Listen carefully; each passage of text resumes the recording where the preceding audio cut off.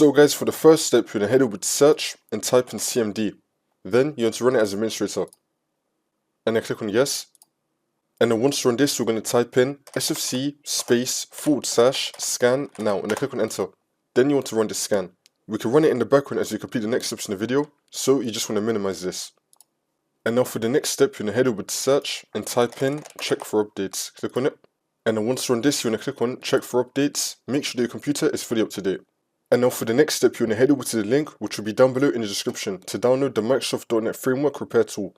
Now once we're here, you're going to scroll down, select your language, and then click on download. And then once the install has been downloaded, we're now going to click on it. And then click on yes. And now this will come up. And then once you run this, you're going to accept the license terms, and then click on next. Wait for this to load. And then click on next again. Wait for this to load. And then click on finish.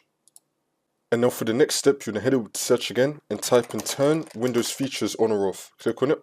And then once this comes up, make sure that you have both the net frameworks turned on. So you're going to tick both of them. Make sure that they're both ticked and then click on OK. Wait for this to load. This is going to take too long to load for the tutorial, so I'm just going to get off this. But in your case, you just want to run all of this. And then once it gets the required files, it's going to be telling you to restart. So then once you complete all of this, you just want to restart your computer and then the problem should be fixed.